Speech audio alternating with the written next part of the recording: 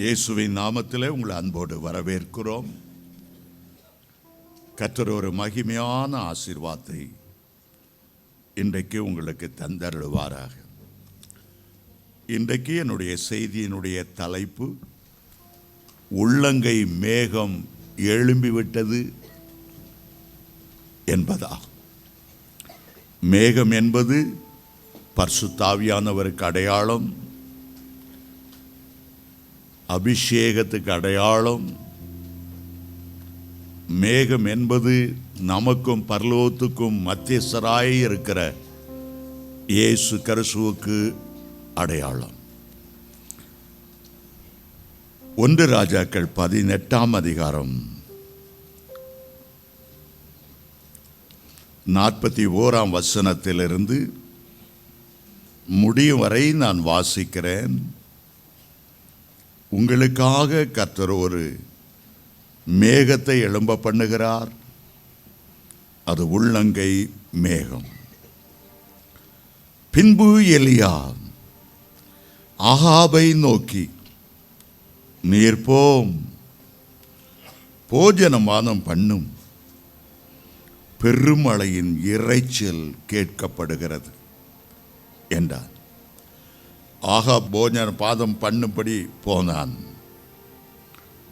பின்பு எலியா பர்வதத்தினுடைய சிகரத்தின் மேல் ஏறி தரையிலே பணிந்து தன் முகம் தன் முழங்காலில் பட குனிந்து தன் ஊழியக்காரனை நோக்கி, நீ போய் சமுத்திரம் முகமாய் பார் என்றான். அவன் போய் பார்த்து ஒன்றுமில்லை என்றார். இன்னும் 7 தரம் போய் பாரு என்றான். 7ஆம் தரம் இவன், இதோ சமுத்திரத்திலிருந்து ஒரு மனுஷனுடைய உள்ளங்கை அத்தனை சிறிய மேகம் எழும்புகிறது என்றார். அப்பொழுது அவன், நீ போய் ஆகாபை நோக்கி, மழையுமை தடை செய்யாதபடிக்கு ரதத்தை பூட்டி போய்விடும் என்று சொல் என்றான். அதற்குள்ளாக வானம் மேகங்களினாலும் காற்றினாலும் கருத்து பெரும் மழை உண்டாயிற்று. ஆகாப் ரதத்தின் ஏறி இஸ்ரேலுக்கு போனான். கர்த்தருடைய கை எலியாவின் மேல் இருந்ததினாலே அவன் தன் அறையை கட்டிக்கொண்டு இஸ்ரவேலுக்கு வருமட்டும் ஆகாபுக்கு ஓடினான். இங்கே 2 காரியங்கள் சொல்லப்பட்டிருக்கின்றன. ஒன்று, உள்ளங்கை மேகத்தை பற்றி வேதம் சொல்லுகிறது. 2வது, பலத்த மழையை பற்றி வேதம் சொல்லுகிறது. மேகமும் ஆவியானவருக்கு அடையாளம், பலத்த மழையும் ஆவியானவருக்கு அடையாளம். சாலமோன் தன்னுடைய ஆலயத்தை பிரதிஷ்டை செய்ய வந்து நின்றபோது அந்த ஆலயத்துக்குள்ளே மேகம் இறங்கி வந்தது, மகிமை இறங்கி வந்தது. மேகமும் மகிமையோடு கூட அக்கினியும் அந்த ஆலயத்தில் இறங்கி வந்தது. இன்றைக்கு உங்க மேல கர்த்தர் தன்னுடைய மேகத்தை மட்டுமல்ல, ஒரு பின்மாறி மழையை மட்டுமல்ல, ஒரு அக்கினி மழையை ஆண்டவர் நம்முடைய மத்தியிலே இறங்க செய்ய வல்லவராயிருக்கிறார். கர்மேல் பர்வதத்திலே ஒரு பெரிய இழுப்புதல் ஏற்பட்டது. எப்போது ஏற்பட்டது? 3½ ஆண்டு காலங்கள் மழை பெய்யாமல் ஜனங்கள் தத்தளித்த போது எலியா சவால் விட்டு பாகால் தீர்க்கதரிசிகளுக்கு சொன்னார். பாகால் தெய்வமானால் வானத்திலிருந்து அவன் அக்கினி இறங்க பண்ணட்டும். கர்த்தர் தெய்வமானால் அக்கினியால உத்தரவர் அழுகிற அவரே தெய்வமாய் இருக்கட்டும். காலையிலிருந்து அந்திப்பலி செலுத்துகிற நேரம் வரையிலும் பாகாலுக்கு நேரம் கொடுத்து கொண்டே வந்தார். ஆனால் அந்திய காலம் வரும்போது, மாலை நேரம் வரும்போது, அந்த நேரம் கர்த்தருடைய வருகையை அடுத்த ஒரு நேரம், பின்மாறி மழை பெய்கிற நேரம், அந்தி பலி செலுத்துகிற நேரம்தான் மத்தியானம் 3 மணி. அந்தி பலி செலுத்துகிற மத்தியானம் 3 மணிக்கு இயேசு, பிதாவே உம்முடைய கைகளில் என் ஆவியை ஒப்பு கொடுக்கிறேன் என்று சொன்ன நேரம், அந்தி பலி செலுத்துகிற நேரம் வந்துவிட்டதென்றால் பாகாலின் நேரம் முடிவடைந்து எலியாவின் நேரம் ஆரம்பமாகிறது என்று அர்த்தம். இந்தியாவிலே ஆண்டவர் என்றென்றைக்கும் பாகாலுகளுக்கும் விக்கிரங்களுக்கும் நேரம் கொடுக்க போவதில்லை. அந்தி பலி செலுத்துகிற நேரம் வந்துவிட்டதென்றால் விக்கிரங்கள் பூண்டோடு ஒளிந்து போகிற ஒரு எலியாக்களை கர்த்தர் எழுப்புகிற நேரம். தேவனுடைய பிள்ளைகள் எலியாக்களாய் எழும்ப ஆரம்பிக்கும் போது அது எவ்வளோ பெரிய சிலையாக இருந்தாலும் சரி, அது நேபுகாத் நேச்சார் உண்டு பண்ணின 60 முழ உயரமாயிருந்தாலும் சரி, கீழே விழுந்து நொறுங்கக்கூடிய ஒரு நேரத்துக்குள் தான் நாம் வந்திருக்கிறோம். தேசம் எங்கும் ஒரு பின்மாறி மழையை ஆண்டவர் ஊற்றுகிற நேரம் ஆகிவிட்டது. எலியாக்கள் எழும்பின போது, அன்றைக்கு கர்மேல் பர்வதத்திலே ஒரு எலியா அந்தி பலி செலுத்துகிற நேரத்தில் எழும்பின போது, அந்த தேசத்தில் உள்ள அத்தனை முழங்கால்களும் கர்த்தருக்கு முன்பாக முடங்கினது. அத்தனை நாவுகளும் கர்த்தரே தெய்வம் என்று அறிக்கை பண்ணினது. அதோடு அடுத்ததாக நடந்த காரியம் என்ன? எலியா பிடிப்பட்ட 850 பாகால் தீர்க்கதரிசிகளை, வேதம் சொல்லுகிறது 450 பாகால் தீர்க்கதரிசிகளும் இயேசபேலின் பந்தியிலே சாப்பிடுகிற 400 தோப்பு விக்கிரகத்தின் பூசாரிகளும் அங்கே இருந்தார்கள். 850 பாகால் தீர்க்கதரிசிகளை பிடித்து கீதரோன் ஆற்றின் கரையிலே கொண்டு போய் எலியா ஒருவனாய் 850 பாகால் தீர்க்கதரிசிகளை அவர் கொண்டு விட்டார். இதுவரை அந்த பாகாலை கும்பிட்டதினாலே மழை பெய்யாமல் இருந்ததை உணர்ந்த எலியா, இப்பொழுது அவர்கள் கர்த்தர் பக்கமாய் திரும்பிவிட்டபடியினால், கர்த்தரையே சேவிப்போம் என்று சொன்னபடியால், அவருடைய பஞ்ச காலங்கள் நீங்கி பசுமையான நாட்கள் ஆரம்பிக்க வேண்டும் என்று எலியா அதே கர்மேல் பர்வதத்திலே அந்த ராஜாவாகிய ஆகாபோடு தன்னுடைய வேலைக்காரனோடு 2 பேரும் 3 பேருமாக அந்த கர்மேல் பர்வதத்தில் நின்றார்கள். அப்பொழுது ராஜாவை பார்த்து எலிசா சொன்னார், என் காதுகளிலே ஒரு பெரிய மழை இரைச்சல் கேட்கிறது, ஒரு பெரிய இரைச்சல் கேட்கிறது. பெருமழை பெய்யும்போது தட தட தட தட, கல்மழை பெய்யும்போது, பேய்மழை பெய்யும்போது, வானத்தின் மதகுகள் திறக்கும்போது என்ன சத்தம் கேட்குமோ, உமக்கு அது கேட்காமல் இருக்கலாம், வேலைக்காரனுக்கு கேட்காமல் இருக்கலாம். என்னுடைய விசுவாசத்தின் காதுகளிலே ஒரு பெரிய மழையின் இரைச்சலை நான் கேட்கிறேன். ஆகவே ராஜாவே, நீ முதல்ல போய் போஜனம் பானம் பண்ணிவிட்டு சீக்கிரமாய் வந்துவிடும். ஏதோ ஒரு காரியம் இன்றைக்கு நடக்க போகிறது. ஏதோ ஒரு காரியத்தை கர்த்தர் இன்றைக்கு செய்ய போகிறார். பிதாக்களின் இருதயத்தை பிள்ளைகளின் பக்கமாக, பிள்ளைகளின் இருதயத்தை பெரியவர்கள் நேராக ஆண்டவர் திருப்பினது மட்டுமல்ல, இந்த துயரத்தின் நாட்கள் முடிந்து போனது, பஞ்ச காலத்தின் நாட்கள் முடிந்து போனது, தேசம் வறுமையில் வாடின நாட்கள் முடிந்து போனது. என் காதுகளிலே ஒரு புதிய ஆரம்பம், ஒரு புதிய எழுப்புதல், ஒரு புதிய அந்நிய பாஷை, பெரும் மழையின் இரைச்சல் போல கர்த்தர் ஊற்றுகிற அபிஷேகம் என் காதுகளிலே கேட்கிறது என்று சொன்னார். எலியாவை குறித்து பல காரியங்கள் சொன்னாலும் அவர் ஒரு விசுவாச வீரனாய் இருந்தார் என்பதை நாம் அறிகிறோம். அந்த விசுவாசத்தினாலே பெரிய மழை பெய்வதற்கு ஆகாயம் முழுவதும் கருத்த மேகங்கள் இருக்க வேண்டிய அவசியம் இல்லை. ஒரு உள்ளங்கை மேகம் எழுப்பினாலே போதும். ஒரு சின்ன ஒரு அற்பமான ஆரம்பமாக இருந்தாலும் சரி, அவருடைய விசுவாச காதுகள் ஒரு பெரிய இழுப்புதலை எதிர்பார்த்து கொண்டிருந்தது. மேகம் என்று சொன்னார். மேகத்திலிருந்து தான் எழுப்புதல் ஆரம்பிக்கிறது. பரிசுத்த ஆவியானவரிலிருந்து தான் எழுப்புதல் ஆரம்பிக்கிறது. முதல் மேகத்தை நாம் எங்கே பார்க்கிறோம்? உலகம் ஜலப்பிரளயினால் அழிக்கப்பட்ட பிறகு ஆண்டவர் மேகத்திலே ஒரு வில்லை வைத்தார். மேகம் பரிசுத்த ஆவியானவரோடு கூட. வில் என்பது ஆண்டவர் நம்மோடு செய்கிற உடன்படிக்கையாய் இருக்கிறது. பரிசுத்த ஆவியானவரை ஆண்டவர் ஏன் தந்தருளினார்? அவர் செய்த உடன்படிக்கையாய் இருக்கிறது.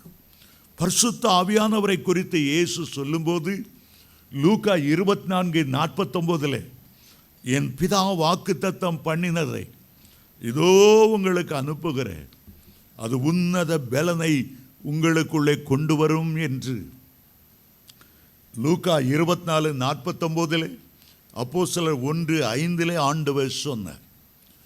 மேகம் என்பது நோவாவுக்கு அந்த மேகத்தை சொல்லும்போது, மேகத்தின் மேல் என்னுடைய உடன்படிக்கை வைத்தேன், என்னுடைய வில்லை வைத்தேன். வான வில்லின் நிறத்தை பார்க்கும் போதெல்லாம் அந்த மேகத்திலே கர்த்தர் செய்த உடன்படிக்கை. எலியாவோடு அந்த உடன்படிக்கை செய்திருந்தார். ஜனங்களை என் பக்கமாய் திருப்பு, நான் தேசத்தில் உள்ள பஞ்சத்தை வறுமையை மாற்றுவேன். மேகம் என்பது ஒரு உடன்படிக்கையின் சின்னமாய் இருக்கிறது. அருமையான தேவனுடைய பிள்ளைகளே, ஆண்டவர் உங்களோடு உடன்படிக்கை செய்து சொல்லுகிறார், என்னுடைய நாமத்தை குறித்து நீ வெட்கப்படாமல் சொல்லு, உன்னோடு உடன்படிக்கை செய்திருக்கிறேன். என்னுடைய இரத்தத்தின் மூலமாக பிளக்கப்பட்ட என்னுடைய சரீரத்தின் மூலமாக திருவிருந்து ஆராதனை எடுக்கும் போதெல்லாம் கர்த்தர் உங்களோடு செய்த புது உடன்படிக்கையின் இரத்தமாயிருக்கிறது என்பதை உணருங்கள். சீஷர்கள் என்ன செய்தார்களாம்? எங்கும் சுற்றி திரிந்து வசனத்தை பிரசங்கித்தார்கள். உங்களிடத்தில் ஆண்டவர் எதிர்பார்க்கிற காரியம் அதுதான். ஆண்டவர் உங்களுக்கு இறங்கி உங்களுக்கு செய்த நன்மைகளை சாட்சிகளாய் சொல்லுங்கள். சின்ன பிரசங்கமோ பெரிய பிரசங்கமோ ஆண்டவருடைய வார்த்தையை ஜனங்களுக்கு சொல்லும்போது மார்க் 16:20 அவர் சொல்லுகிறார், சீஷர்கள் எங்கும் சுற்றி திரிந்து வசனத்தை பிரசங்கித்தார்கள். வசனத்தை பிரசங்கித்தார்கள். கர்த்தர் அந்த வார்த்தையை உறுதிப்படுத்தி அற்புதங்களாலும் அடையாளங்களினாலும் அதை நிறைவு செய்தார். பேதுரு ஒரு புறஜாதி வீட்டில் நின்று பிரசங்கித்தார்.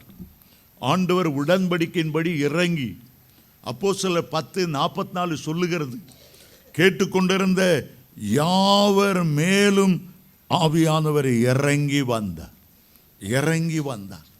மேகம் அவ்வளவு அருமையானது. மேகம் அவ்வளவு அருமையானது.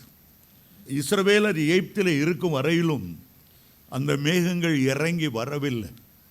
ஆனால் எகிப்தை விட்டு கடந்து வரும்போது யாத்ராமா 14:20 இஸ்ரவேலருக்கும் எகிப்தியருக்கும் நடுவிலே அந்த மேக ஸ்தம்பம் வந்து நின்றது. ஒருவரை ஒருவர் கை கலக்காதபடி, இஸ்ரவேலருடைய பயணத்தை தடுத்து விடாதபடி அந்த மேகம் வந்து தடுத்து நிறுத்தி கொண்டே இருந்தது. அதனாலே எகிப்தியருடைய சேனைகள் சிதறடிக்கப்பட்டன. ரதங்களிலிருந்து சக்கரங்கள் உருண்டு வந்தன. 2 பேருக்கும் இடையிலே நின்றது. யாத்ராமம் 16:10 வாசிக்கும் போது அந்த மேகம் தேவனுடைய மகிமையை அவர்கள் மத்தியிலே கொண்டு வந்தது. அந்த மேகம் மகிமையாய் ஆசரிப்பு கூடாரத்தின் மேல் இறங்கியிருந்தது என்று யாத்ராமம் 40:34 வாசிக்கிறோம். இந்த மேகம் பிதாவாகிய தேவனுக்கும் நமக்கும் இடையிலே மத்தியஸ்தராய் நின்று கொண்டிருக்கிற இயேசு கிறிஸ்துவை குறிக்கிறது. சூரியனுடைய பயங்கரமான வெப்பம் ஜனங்கள் மேல் நியாய தீர்ப்பாய் இறங்கி வந்துவிடாதபடி மேகம் அந்த வெப்பத்தை தடுத்து தன் மேலே ஏற்றுக்கொண்டு குளிர்ச்சியாக்கி ஜனங்களுக்கு கொடுக்கிற ஒரு அருமையான அனுபவத்தை பார்க்கிறோம். யாத்ராமம் 24:18 கர்த்தர் மேகத்திலிருந்து இஸ்ரவேல் ஜனங்களோடு கூட பேசினார். ஆண்டவருடைய சத்தத்தை கேட்டார்கள். இடி முழக்கம் போல, பெருவெள்ளத்தின் இரைச்சல் போல கர்த்தர் மேகத்திலிருந்து அவருடைய மத்தியில் இறங்கி வந்தார். இந்த மேகத்தின் அடுத்த குணாதிசயம் என்ன? யாத்ராமம் 24:15 மேகம் நம்மை மூடுகிறது. சீனாய் மலையிலே கர்த்தருடைய பிரசன்னம் இறங்கி வந்தபோது மகிமையின் மேகம் அந்த சீனாய் மலையை அப்படியே மூடினது. மோசே ஆசரிப்பு கூடாரத்தை செய்தபோது மேகம் அந்த ஆசரிப்பு கூடாரத்தை அப்படியே மூடினது. இந்த மேகம் மத்தியஸ்தராய் இருந்து பகலிலே வெயில் நம்மை தாக்காதபடிக்கு, இரவிலே கடும் குளிர் நம்மை தாக்கி விடாதபடிக்கு பகல் காலத்திலே மேக சமமாய் இருந்தது. இரவு நேரத்திலே அக்கினி சமமாய் மாறினது. எவ்வளோ பெரிய நன்மை, எவ்வளோ பெரிய ஆசீர்வாதம். அருமையான தேவனுடைய பிள்ளைகளே, இன்றைக்கு கர்த்தர் உங்களுடைய குடும்பத்தை சந்திக்க உள்ளங்கை மேகத்தை போல எழும்பி இருக்கிறார். உங்களுக்காக யாவையும் செய்து முடிக்கும்படி, உங்களுக்கு ஒரு வாசலை திறந்து வைக்கும்படி, பஞ்ச காலங்கள் ஒளிந்து ஒரு செழுமையான நாட்கள் உன்னுடைய வாழ்க்கையில் ஆரம்பமாகும்படி, வேலை இல்லாமல் சுற்றி திரிந்த காலங்கள் மாறி, கடன் வாங்கி கொண்டு தெரிந்த காலங்கள் மாறி, உங்களுடைய பாத்திரம் நிரம்பி நிரம்பி வழியும்படி ஒரு உள்ளங்கை மேகம் எழும்பி இருக்கிறது. இன்று முதல் உங்களுக்கு ஒரு அற்புதத்தை செய்யும்படி, இன்றைக்கு முதல் தேவனுடைய மகிமை நீங்கள் காணும்படி, இன்று முதல் அளவற்ற ஒரு அபிஷேகம் உங்களை நிரப்பும்படி ஒரு உள்ளங்கை மேகம் உங்களுக்காக எழும்பி இருக்கிறது, உங்களுக்காக எழும்பி இருக்கிறது. கர்த்தருடைய கிருபையினால இன்றைக்கு அந்த மேகம் எழும்பும் போது நாம் என்ன செய்ய வேண்டும் என்கிற ஒரு 5 காரியத்தை உங்களுடைய மத்தியில் நான் சொல்ல விரும்புகிறேன்.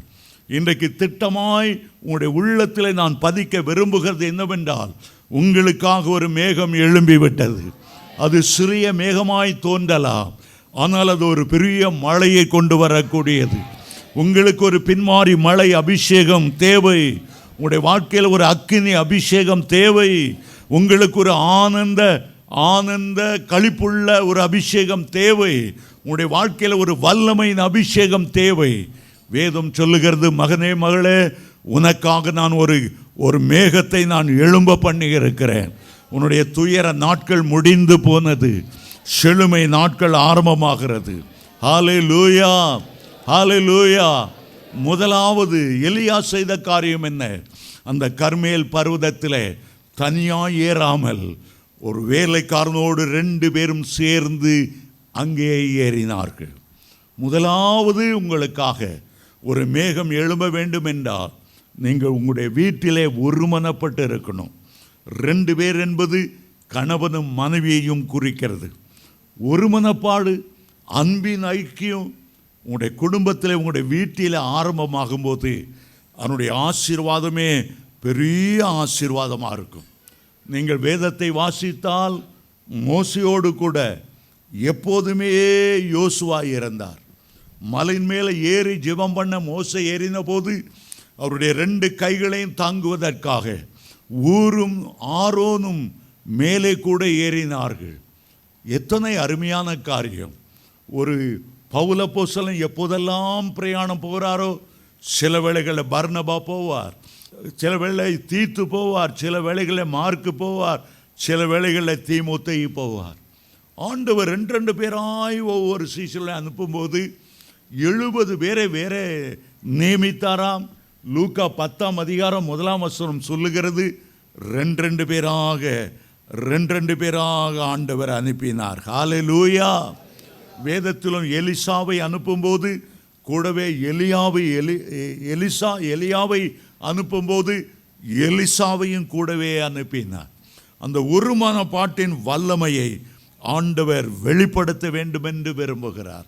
அருமையான தேவனுடைய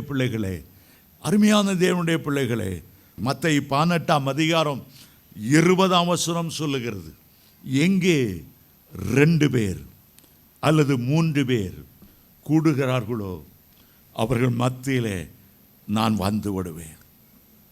19ஆம் வசனம் சொல்லுகிறது, பூமியிலே 2 பேர் எதை குறித்தாயிலும் ஒருமனப்பட்டு இருந்தால் பரலோக தேவனால் அது அவர்களுக்கு உண்டாகும். அதுபோல 18ஆம் வசனத்தை வாசித்து பாருங்கள். 2 பேர் ஒருமனப்பட்டு இருக்கும்போது நீங்கள் எவைகளை கட்டுவீர்களோ அது பரலோகத்திலே கட்டப்பட்டிருக்கும். எவைகளை நீங்கள் கட்ட வைப்பீர்களோ அது பரலோகத்திலே கட்டவிழ்க்கப்பட்டிருக்கும். நானும் என்னுடைய மனைவியும் திருமணமான அந்த முதல் இரவிலிருந்து ஒருவருடைய கையை கோர்த்து ஜெபிக்க நாங்கள் கற்றுக்கொண்டோம். அவள் மரணம் அடைகிற நாள் வரையிலும் அதை நாங்கள் விட்டு விலகினதில்லை. கரங்கோர்த்து ஜெபிக்கும் போது அங்கே ஒருமனப்பாடு, அங்கே தேவனுடைய வல்லமை, நான் அங்கே இறங்கி வருவேன் என்ற வார்த்தை நிறைவேறும். நீங்கள் முயற்சித்து பாருங்கள். உங்களுடைய குடும்பத்தில் உள்ள பிரச்சனைகள் தீர வேண்டும் என்றால் ஒருமனப்பட்டு ஜெபியுங்கள். பிள்ளைகளுக்கு திருமண காரியங்கள் தடைப்பட்டு வருகிறதென்றால் ஒருமனப்பட்டு ஜெபியுங்கள். குடும்பத்திலே பிசாசின் போராட்டங்கள் இருக்கும் என்றால் அவைகளை 2 பேராக இணைந்து ஜெபியுங்கள். 2 பேர் எதிர்த்து நிற்கும்போது ஒருவனும் உங்களை மேற்கொள்ள முடியாது.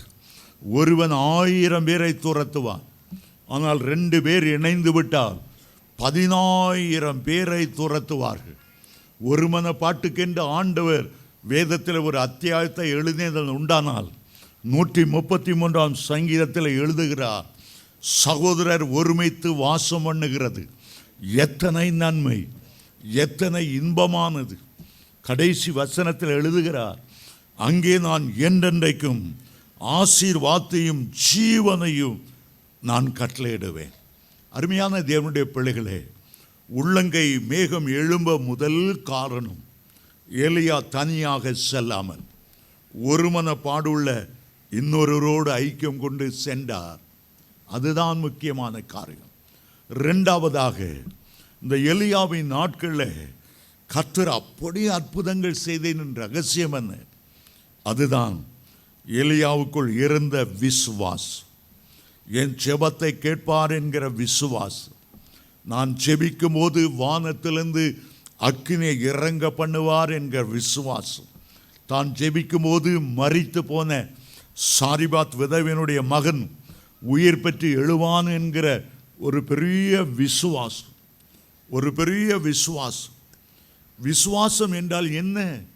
எபிரேயர் 11:1 சொல்லுகிறது, விசுவாசம் என்றால் நம்பப்படுகிறவைகளின் உறுதி, காணப்படாதவைகளின் நிச்சயம். ஆண்டவரை பிரியப்படுத்துவது எப்படி? எபிரேயர் 11:6 சொல்லுகிறது, விசுவாசம் இல்லாமல் தேவனுக்கு பிரியமாய் இருப்பது கூடாத காரியம்.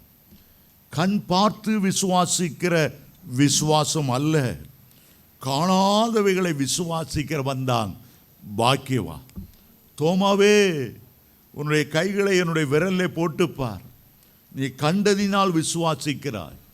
காணாமல் விசுவாசிக்கிறவர்கள் பெரிய பாக்கியவான்களாய் இருப்பார்கள் என்று ஆண்டவர் சொல்லுகிறார். கையளவு மேகம் எழும்புகிறது, ஆனால் பெருமழையின் இரைச்சல் ராஜாவுக்கு கேட்கவில்லை, அந்த வேலைக்காரனுக்கு கேட்கவில்லை. விசுவாசத்தோடு இருந்தபடியால் தான் எலியாவின் காதுகளிலே ஒரு பெரிய மகிழ்ச்சி, ஒரு பெரிய சத்தம் கேட்கிறது, பெருமழையின் இரைச்சல் கேட்கிறது. இந்த விசுவாசம் இருந்ததினாலே அவர் சொல்லுகிறார், ஒரு பெரிய மழை பெய்ய போகிறது, சீக்கிரமாய் ரதத்தை பூட்டி போய்விடும். மழை வரப்போகிறது அவர்களுக்கு அறிகுறி இல்லை. வானம் இன்னும் சூரியன் பிரகாசித்து கொண்டிருக்கிறது, கருமேகங்கள் நிறையவில்லை. ஆனால் அவருடைய விசுவாச கண்கள், அந்த விசுவாச கண்கள் பெருமழை இரைச்சலை கேட்கிறது, அந்த சத்தத்தை கேட்கிறது. அந்த விசுவாச கண்கள் ஒரு எதிர்பார்ப்போடு இருக்கிறது. மாம்ச கண்கள் உண்டு, அதே நேரம் விசுவாச கண்கள் உண்டு, அதே நேரம் வெளிப்பாட்டு கண்கள் உண்டு. ஆபிரகாமை பார்த்து ஆண்டவர் சொல்லுகிறார், இந்த நட்சத்திரத்தை நோக்கி பார், உன்னுடைய சந்ததி அவ்வனமாய் இருக்கும். விசுவாச கண்கள் நட்சத்திரங்களை எல்லாம் பிள்ளைகளாய் கண்டது. வெளிப்பாட்டு கண்கள் அந்த நட்சத்திரங்களில் ஒரு நட்சத்திரம் இயேசு என்பதை கண்டது.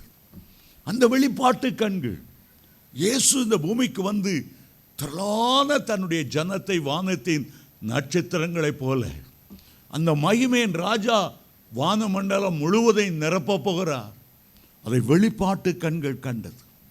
தேவனுடைய பிள்ளைகளே, நீங்கள் கர்த்தருடைய வார்த்தையை பிரசங்கிக்கும் போது, ஆம் இது எனக்குத்தான், இன்றைக்கு என்னுடைய வீட்டிலே உள்ளங்கை மேகம் எழும்பிவிட்டது, என்னுடைய கணவனை சந்திக்க போகிற நேரம் வந்துவிட்டது, என்னுடைய வீட்டில் என் பிள்ளைகளுக்குள்ளே ஒரு பெருமையை எழுப்புதல் வரப்போகிறது, நீங்கள் விசுவாசித்தால் கர்த்தர் அதை உங்களுக்கு செய்வார். ஹல்லேலூயா. ஆண்டவர் இயேசு சொன்னார், நீ விசுவாசித்தால் தேவனுடைய மகிமையை காண்பாய். நீ விசுவாசிக்கிறவன் எவனோ அது அப்படியே அவனுக்கு நிகழும் என்று சொன்னார். அருமையான தேவனுடைய பிள்ளைகளே, நம்முடைய ஆண்டவரை பாருங்கள், நம்முடைய ஆண்டவரை பாருங்கள். உலகத்தை உண்டாக்கும் போது அவரிடத்தில் இருந்தது ஒன்றே ஒன்றுதான், விசுவாசம். எபிரேயர் 11:3 சொல்லுகிறது, விசுவாசத்தினாலே ஆண்டவர் இந்த உலகங்களை படைத்தார். உலகத்தை படைக்கும் போது என்ன இருந்தது? வெறுமை இருந்தது, ஒழுங்கின்மை இருந்தது, ஆழத்தின் மேல் இருள் இருந்தது, எல்லாம் வெறுமையாயிருந்தது, எல்லாம் வெறுமையாயிருந்தது. வேதம் சொல்லுகிறது, ரோமர் 4:17 நம்முடைய ஆண்டவர் யார்? இல்லாதவைகளை இருக்கிறவைகளை போல அழைக்கிற தேவன். உலகம் உண்டாகல, சூரியன் காணப்படலை, நட்சத்திரம் காணப்படலை, வெளிச்சமில்லை, இருள் இருந்தது. ஆனால் இல்லாதவைகளை இருக்கிறவைகளை போல அழைக்கிற தேவன் என்று நம்முடைய ஆண்டவருக்கு ஒரு பெயர் உண்டு. அந்த பெயர் ஏன் அவருக்கு வந்தது? ஏனென்றால் அவர் விசுவாசத்தின் துவக்கமும் முடிவுமாயிருக்கிறார். விசுவாசத்தை ஆரம்பிக்கிறவரும் அல்பாவும் அதற்கு ஒமேகாவுமாய் அவர் இருக்கிறபடியால் இல்லாதவைகளை இருக்கிறவைகளை போல் அவர் அழைத்தார்.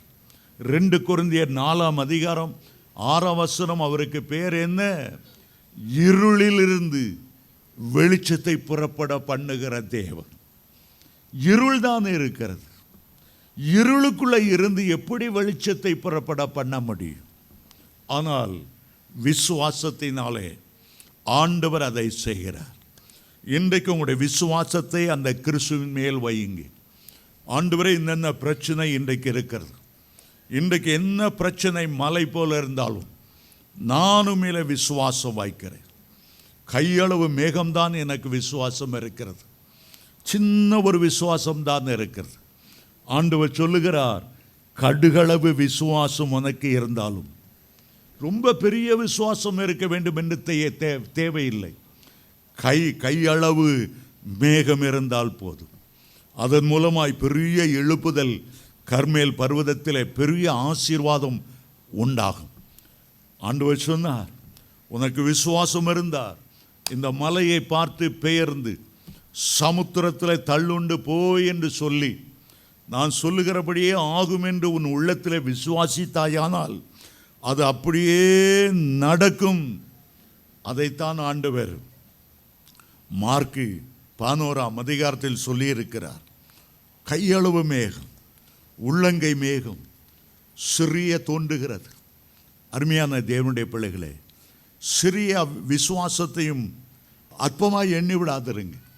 அதை கொண்டுதான் ஆண்டவர் பெரிய காரியங்களை செய்வார். ஹல்லேலூயா, ஹல்லேலூயா. ஆண்டவர் அந்த மேகத்தை பற்றி சொல்லும்போது ஒரு வார்த்தை சொல்லுகிறார். அது எந்த அளவு மேகமாம்? உள்ளங்கை மேகமாம். உள்ளங்கை என்றா பார்த்தா ஒரு கையில் எவ்வளவு, உள்ளங்கை எவ்வளோ இருக்கும்? இந்த அளவுதான் மேகம். ஆகாயத்தில் தோன்றினால் நம்முடைய பார்வைக்கு கூட அது எட்ட முடியாதபடி ஒரு சின்ன மேகமாக இருக்கும்.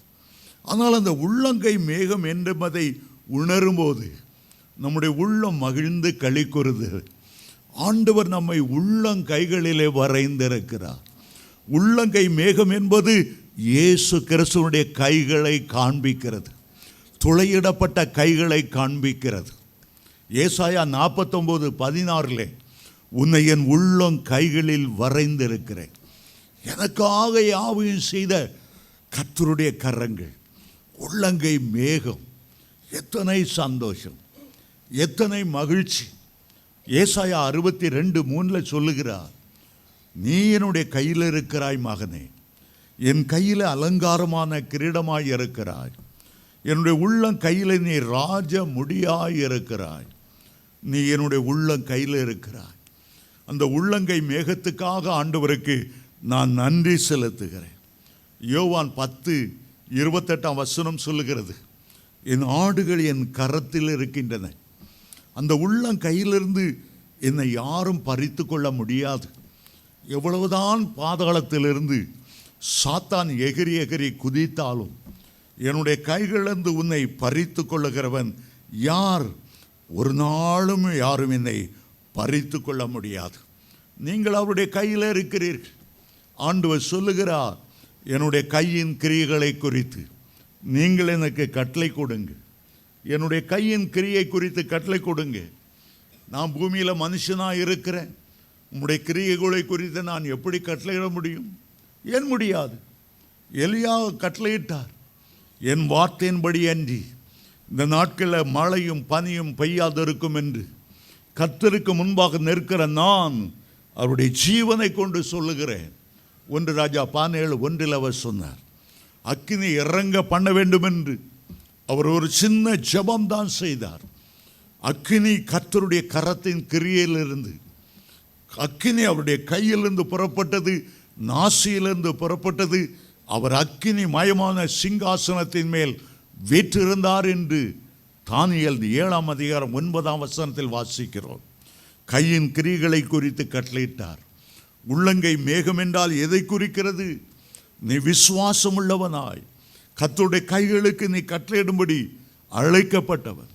ஒரு சின்ன யோசுவா கீழே நின்று சொல்லுகிறார், சூரியனே நீ கிபியோன் மேலும், சந்திரனே நீ ஆயிலோன் மேலும் தரித்து நில்லுங்கள்.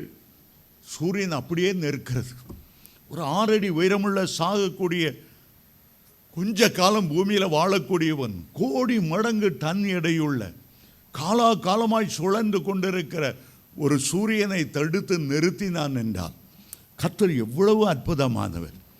உங்களுடைய வீட்டில் உங்களுடைய வியாதியும் தரித்திரத்தையும் நீக்க மாட்டாரா? உங்களுடைய குடும்பத்தில் இருக்கிற சாபத்தை ஆண்டவர் முறிக்க மாட்டாரா? ஏன் முறிப்படவில்லை? நீ கேட்கவில்லை, கர்த்தருக்கு கட்டளையிடவில்லை, கர்த்தர் மேல் விசுவாசம் வைக்கவில்லை. இன்று முதல் கர்த்தரிடத்தில் கட்டளையிட்டு கேளுங்கள். குடும்பத்தில் அற்புதம் நடக்கிறதா இல்லையா பாருங்கள். சாத்தான் எப்படி உங்களை எதிர்த்து நிற்க முடியும்? ஒரு வழியாய் வருகிறவன் 7 வழியாய் உன்னை விட்டு, உன்னுடைய வீட்டை விட்டு, உன்னுடைய குடும்பத்தை விட்டு ஓடி போவான். தரித்திரம் எப்படி உங்களுடைய குடும்பத்தில் வர முடியும்? நீங்கள் கட்டளையிடாமல் இருக்கிறதினால்தான் இந்த பிரச்சனைகளும் இந்த போராட்டங்களும் உங்களுக்கு வந்து கொண்டே இருக்கிறது. ஹல்லேலூயா! பயப்படாதிருங்கள். இன்று முதல் கர்த்தர் ஒரு ஒரு ஒரு ஒரு ஒரு ஒரு ஒரு கையளவு மேகத்தை எழும்ப பண்ணி இருக்கிறார். கையளவு மேகத்தை எழும்ப பண்ணி இருக்கிறார். நமக்கு ஆலயம் இல்லை என்று கீழே நாம் உட்கார்ந்து கொண்டு இருந்தோம். பழைய ஆலயம் 700 பேரை தான் கொள்ள முடியும். எத்தனையோ 6 சர்வீஸ் 7 சர்வீஸ் முக்க முடியாது. ஆகவே இன்ஜினியர்கிட்ட போய் 3வது மாடியில் ஒரு கட்டடம் கட்டணும், பெரிய லிஃப்ட்டு 2 போடணும், ஃபுல்லாக ஏசியாக இருக்கணும். பக்கத்தில் உள்ளவங்க சத்தம் கேட்க போலீஸுக்கு கம்ப்ளைண்ட் பண்ணிகிட்டு இருக்கக்கூடாது. நல்ல ஒரு ஆலயமாக இருக்கணும். எவ்வளோ தான் வெயில் அடித்தாலும் இங்கே வருகிற தேவ பிள்ளைகள் குழு குழு ஊட்டியில் இருக்கிறது போல் வசனத்தை கேட்கணும். எவ்வளோ ஆகும்? அவர் சொன்னார், இந்த மேலே உள்ள ஆலயத்தை கட்டுனா 3 கோடி ரூபாகும். கீழே உள்ள ஷெக்கினா ஆலயத்தை கட்டுனா 1 கோடி ஆகும். 4 கோடி. நமக்கு 4 கோடினா 4 மூலை. கோடி அங்கே 1 கோடி, இங்கே 1 கோடி, இங்கே 1 கோடி, 4 கோடி மூலை தான் நமக்கு தெரியும். என்ன செய்வதென்று தெரியல. ஆகவே நானும் என்னுடைய மகனும் சரி கொஞ்சம் வீடுகளில் போய் சந்தித்து கொண்டு அவன் பணம் சேர்க்கலாம். எங்கள் சொந்தக்காரர் ஒரு பெரிய பணக்காரன். முதல்ல அவர் வீட்டுக்கு போனோம். நிறைய கொடுப்பாராக்கும்னு எதிர்பார்த்தோம். காப்பி கூட எங்களுக்கு கிடைக்கல. பிற பார்க்கலாம். பிற நாங்கள் சொல்கிறோம், சொந்தக்காரங்க நாமம் போட்டு அனுப்புனாங்க. இன்னொரு அம்மா நம்ம சர்ச்சில் வந்து சாட்சியெல்லாம் சொல்லுவாங்க, அங்கே இத்தனை கோடி கொடுத்தேன், இந்த சர்ச்சுக்கு இந்த கோடி கொடுத்தேன், இந்த கோடி கொடுத்தேன். அதெல்லாம் கேட்டு நானும் என் மகனும், ஆண்டவரே எங்களுக்கு இன்னைக்கு வானத்தை திறக்க போகிறக்கா நன்றி. போனோம் அவங்க வீடு அவ்வளோ தூரம். அந்த வீட்டுக்கு போனால் 5 பைசா கிடைக்கல, நல்ல வெறும் ஒரு டீ கொடுத்தாங்க. எனக்கு ஒரு டீ, என் பையனுக்கு ஒரு டீ கொடுத்த பிறகு தீர்மானித்தோம், இனிமேல் எந்த வீட்டுக்கும் ஏறி இறங்க போகிறது இல்லை. கர்த்தர் தான் எங்களுக்கு வானத்தை திறக்கணும். நல்ல வேளை ஒரு அம்மா, அந்த அம்மா இருக்காங்களோ இல்லையே தெரில, நம்மளோட சர்ச்சுக்கே ரெகுலர் அட்டன் பண்ணிடுவாங்க. ரொம்ப ஏழை, 4 வீட்டில் தண்ணி எடுத்து ஊற்றி, அவங்களுக்கு சொந்த வீடும் கிடையாது, ஒன்றும் கிடையாது, ரொம்ப பரிதாபமானவங்க. அவங்க, ஐயா நான் உங்களுக்கு ஒரு பெரிய நன்கொடை தரப்போகிறேன். என் புருஷன் இறந்த உடனே 4 லட்சம் ரூபாய் அந்த கிராஜுவேட்டியாக கொடுத்தாங்க. ஸ்டேட் பேங்கில் போட்டு வச்சுருக்கேன். அதை எடுத்து அவ்வளோத்தையும் ஏலிம் சபைக்கு நன்கொடையாக கொடுத்துட்றேன், ஃப்ரீயாக கொடுத்துட்றேன். என்னடா இது, ஒரு ஏழை விதவை, புருஷன் இல்லை, புருஷன் சத்தனால அவருக்கு கிடைச்ச பணம், இதை நம்ம எப்படி வாங்கிறது? அந்த அம்மாவோட இல்லை. ஏலிம் சபைக்கு வந்து நான் எவ்வளோ ஆசீர்வாதம் பெற்றிருக்கேன் தெரியுமா? இன்னும் 40 லட்சம் இருந்தால் கூட நான் கொடுத்துருவேன். அவ்வளோ இந்த சபையை நேசிக்கிறேன். கொடுத்தாங்க இல்லையோ, நம்பவே முடியலை. மன சந்தோஷமாக வாங்க முடியல, கை காலெலாம் உதறுது. வீட்டுக்கு வந்து சொன்னேன், என் பிள்ளைகளை பார்த்து, ஆளுக்கு 1 லட்சம் ரூபாய் இன்றைக்கே கொடுக்க தீர்மானம் பண்ணுங்க. ஒவ்வொரு பிள்ளையும் அதே மாதிரி கொடுத்தாரு. நானும் 1 லட்சம் 5 லட்சம் எங்கள் வீட்டிலே வந்துச்சு. அதுக்கு பிறகு எப்படி தான் ஒரு கையளவு மேகம் கருத்து விறுவிறுத்து பெருசாக வந்ததோ, 1 பைசா கடன் இல்லாமல், ஒரு பேங்கில் போய் அடகு வைக்காமல் ஆண்டவர் நிச்சயமாகவே நமக்கு கொடுத்தார். ஆமென், ஹல்லேலூயா, ஹல்லேலூயா. இன்றைக்கு நம்ம ரொம்ப சந்தோஷமாக ஆராதித்து பாடுபட்டாலும் ஒரு ஏழை விதவையுடைய தியாகம் அதில் இருக்கிறது. அதனால தான் ஆண்டவர் 2 காசு போட்ட விதவையும் கூட அது ஒரு உள்ளங்கை மேகமாய் எடுத்து ஆண்டவர் அவளை கனப்பண்ணினார் என்று வாசிக்கிறோம். நம்ம பார்க்குறதுக்கு சின்னதாக தெரியலாம். பெலிஸ்தியரை முறியடிக்க ஒரு சின்ன கழுத தாடை எலும்பு ஆண்டவருக்கு இருந்தது போதும். பெரிய கோலியாத்தை முறியடிக்க ஒரு கூழாங்கல், ஆத்தங்கரையில் இருக்கிற 2 கூழாங்கல் போதும். ஆண்டவர் விசுவாசம் இருந்தால் எதையும் அவர் பயன்படுத்த விருப்பமாயிருப்பார். உங்களுக்கு ஒரு வீடு இல்லாமல் இருக்கலாம், பல நாட்கள் முயற்சித்திருக்கலாம். யாரோ வந்து சொல்லுவாங்க, ஐயா உங்களுக்கு இந்த மாதம் ஒரு ப்ரொமோஷன் வந்து இவ்வளோ பழைய பாக்கி அரியேசு வருது, தெரிந்து கொள்ளுங்கள், அது ஒரு உள்ளங்கை மேகம், அது ஒரு உள்ளங்கை மேகம். அற்புதமாய் ஏதோ ஒரு வழியை யார் மூலமாய் திறக்கும்போது அது பெரிய தொகையாய் இல்லாமல் இருந்திருக்கலாம். ஆனால் உங்களுடைய விசுவாச கண்களினால் அது சிறிய மேகமாய் இருந்தாலும் ஒரு பெரிய மழையை கொண்டு வரப்போகிறது என்பதை நீங்கள் புரிந்து கொள்ளலாம். ஹல்லேலூயா, ஹல்லேலூயா, ஹல்லேலூயா. அருமையான தேவனுடைய பிள்ளைகளே, அடுத்த குறிப்பாக 4வதாக 7 தடவை போய் பார் என்று அங்கே எலியா சொல்லுகிறார். முதல்ல 2 பேராய் ஒருமனப்பட்டு போனார்கள். 2வது எலியாவுக்கு விசுவாசம் இருந்தது. 3வது ஒரு சிறிய ஆரம்பம், உள்ளங்கை மேகம் எழும்பினது.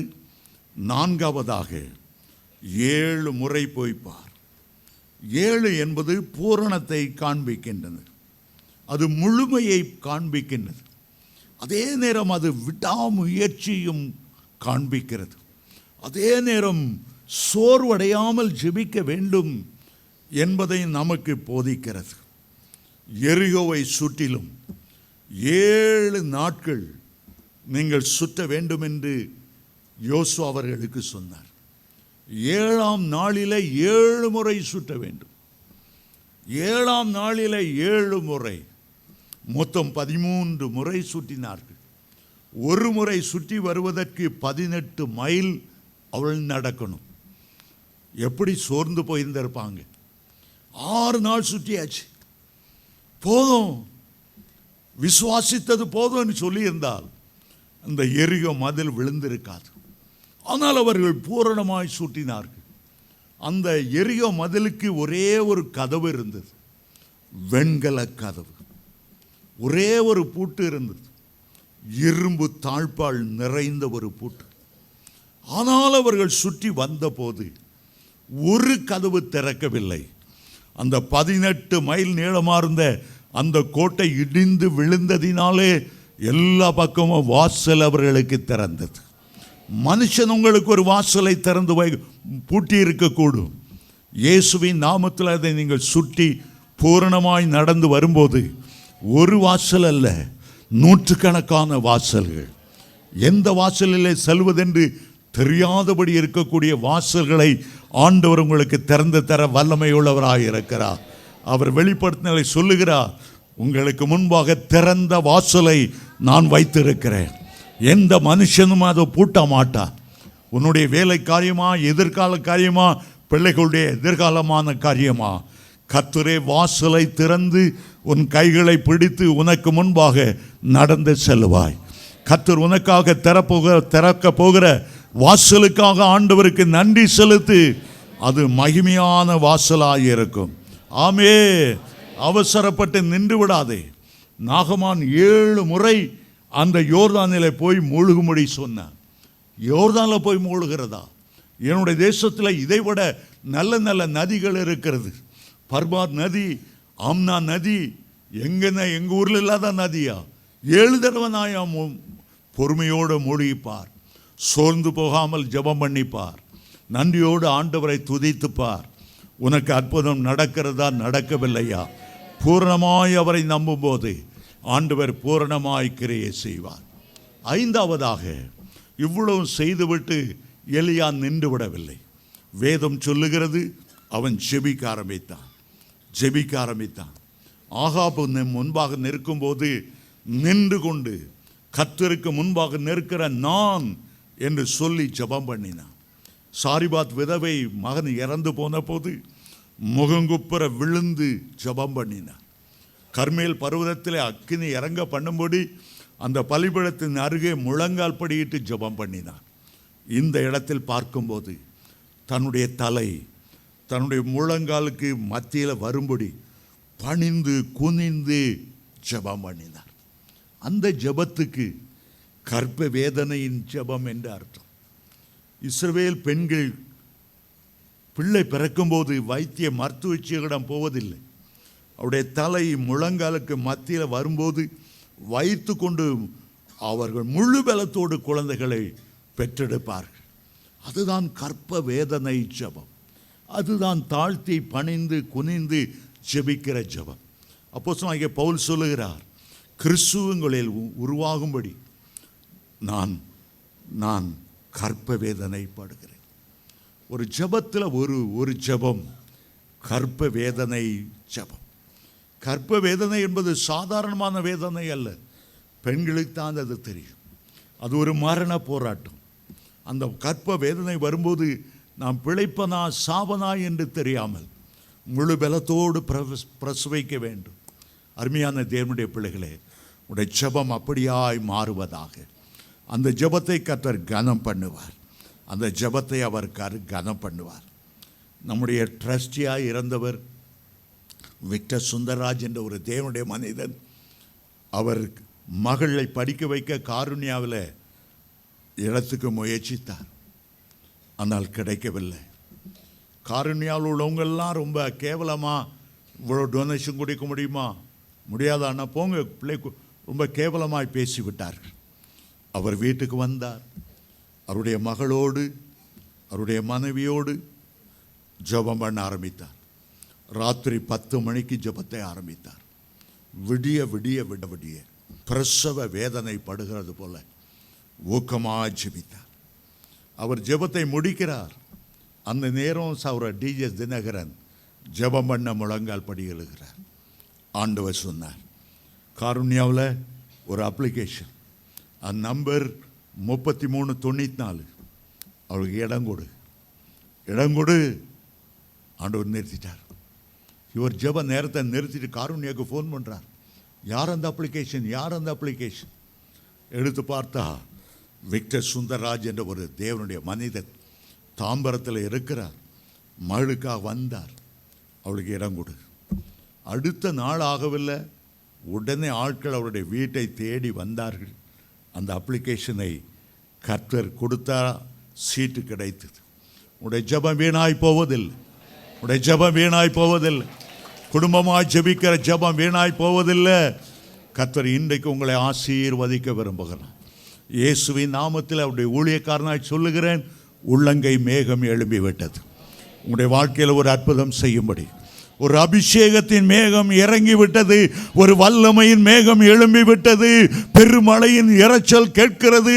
இந்தியா தேசம் முழுவதிலும் பெரிய எழுப்புதல் உண்டாக போகிறது. உங்களுடைய கண்கள் அது காணும். உங்களுடைய காதுகள் இன்றைக்கு அதை கேட்கட்டும்.